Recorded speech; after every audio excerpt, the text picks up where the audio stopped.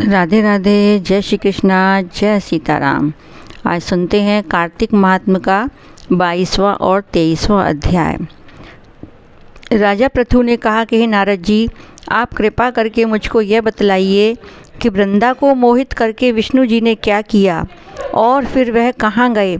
जब देवता स्तुति करके मौन हो गए तो भगवान शंकर ने प्रसन्न होकर देवताओं से कहा कि हे ब्रह्मा आदि देवताओं, जलंधर तो मेरा ही अंश था, मैंने उसे तुम्हारे लिए नहीं मारा, यह मेरी सांसारिक लीला थी। फिर भी आप लोग सत्य कहिए कि इससे आप सुखी हुए या नहीं। तब ब्रह्मा आदि देवताओं के नेत्र हर्ष से खुल गए। उन्होंने शिवजी को प्रणाम करके विष्णु जी का सब वृत्तांत कह सुनाया, जो उन्होंने बड़े प्रयत्न से वृंदा को मोहित किया था तथा वह अग्नि में प्रवेश करके परम गति को प्राप्त हुई। देवताओं ने यह भी कहा कि तभी से वृंदा की सुंदरता पर मोहित हुए विष्णु जी उनकी चिंता की राख लपेटे हुए इधर उधर घूमते हैं। अतः आप उन्हें समझाएं, क्योंकि यह प्राकृतिक चराचर आपके अधीन है। देवताओं से यह सब सुनकर शंकर जी ने उन्हें अपनी दुस्तर माया समझाई और कहा कि यह सारा जगत उसी के अधीन है। उसी से मोहित विष्णु भी काम के वश में हो गए हैं, परंतु महादेवी उमा त्रिदेवी की जननी, सबसे परे वह मूल प्रकृति परम मनोहर और वही गिरजा भी कहलाती हैं। विष्णु जी का मोह दूर करने के लिए आप सब उनकी शरण में जाइए। यदि वह प्रसन्न हो जाएंगी तो आपका सब काम हो जाएगा। शंकर जी की आज्ञा से सब देवता मूल प्रकृति को प्रसन्न करने चले। उनके पास पहुंचकर उनकी बड़ी स्तुति की। तब आकाशवाणी हुई कि हे देवताओं, मैं 3 प्रकार से तीनों गुणों से पृथक होकर स्थित होती हूँ। सतयुग से सत्य गुण से गौरी, रजोगुण से ज्योति रूप हूँ तथा आप लोग मेरी रक्षा से यदि सादर उन देवियों पास जाओ तो वह तुम्हारे मनोरथों को पूरा कर देंगी। यह सुनकर देवताओं के नेत्र खुल गए। वह भगवती का आदर करते हुए गौरी, लक्ष्मी और सरस्वती को प्रणाम करने लगे। सब देवताओं की भक्तिपूर्वक प्रार्थना से वह सब देवियां प्रकट हो गईं।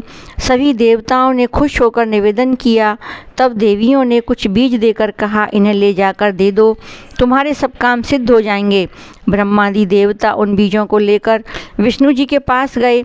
वृंदा की चिता भूमि में डाल दी, जिससे छात्री, मालती एवं तुलसी प्रकट हुई। विष्णु जी ने ज्यों ही उन स्त्री रूप वाली वनस्पतियों को देखा तो वह उठ बैठे। कामासक्त चित्र से मोहित हो उनसे याचना करने लगे। धात्री व तुलसी ने उनसे प्रीत की तो विष्णु सारा दुख भूलकर देवताओं से नमस्कृत हो अपने लोक को चले गए। वह पूर्ववत सुखी हो शंकर जी का स्मरण करने लगे। यह आख्यान शिव जी की भक्ति देने वाला है। अब सुनते हैं 23वां अध्याय। नारद जी ने कहा कि हे राजन, इसी कारण से उद्यापन में तुलसी की जड़ में भगवान विष्णु की पूजा की जाती है। तुलसी का मूल प्रदेश भगवान विष्णु को प्रसन्न करने वाला है। हे राजन, तुलसी का पौधा जिस घर में वर्तमान है वह घर तीर्थ स्वरूप है और उस घर में यमदूत कभी नहीं आते हैं। यह पौधा सब पापों का नाश करने वाला है, अभीष्ट फल को देने वाला है। जो मनुष्य तुलसी का पौधा लगाता है वह यमराज को नहीं देखता। भगवान नंदी का दर्शन, गंगा स्नान व तुलसी के पौधे का संसर्ग, यह तीनों एक पुण्यप्रद हैं। तुलसी को छूने से कामिक, वाचिक, मानसिक आदि संपूर्ण पाप नष्ट हो जाते हैं। जो प्राणी तुलसी के दल से भगवान का पूजन करते हैं वह पुनः गर्भ में नहीं आते और निसंदेह जीवन मुक्त हो जाते हैं। तुलसी के दल में पुष्कर आदि समस्त तीर्थ, गंगा आदि नदियाँ और विष्णु प्रवर्ती सब देवता निवास करते हैं। तुलसी के पौधे के पास जो अपना प्राण विसर्जन करता है वह चाहे कितना बड़ा पापी क्यों ना हो, उसे यमराज नहीं देख सकते। हे राजन, जो लोग तुलसी के काष्ठ का चंदन लगाते हैं वह सहज में मोक्ष को प्राप्त होते हैं। जिनके द्वारा किए गए पाप उनके शरीर को स्पर्श नहीं कर पाते। हे राजन, जहाँ तुलसी के वन की छाया को वहाँ पर पितरों का श्राद्ध करना चाहिए। वहाँ पर पितरों के निमित्त दिया हुआ दान हमेशा के लिए अक्षय होता है। आंवले के वृक्ष की छाया में जो प्राणी पिंडदान करते हैं उनके पितृ यदि नरक भी यातना में भी भोग रहे हों तो भी मुक्त हो जाते हैं। सिर, हाथ, मुंह और देह में जो आंवले को धारण करते हैं उनको विष्णु रूप जानना चाहिए। आंवले के फल और तुलसी के दलों को पानी में मिलाकर जो प्राणी स्नान करते हैं उन्हें गंगा स्नान का फल मिलता है। जो मनुष्य आंवले के पत्तों और फलों से देवताओं का पूजन करते हैं उन्हें स्वर्ण, मणि और मोतियों द्वारा पूजन का फल प्राप्त होता है। कार्तिक मास में सब तीर्थ, ऋषि, देवता और सब यज्ञ जब सूर्य तुला राशि में होता है तो आंवले के वृक्ष में वास करते हैं।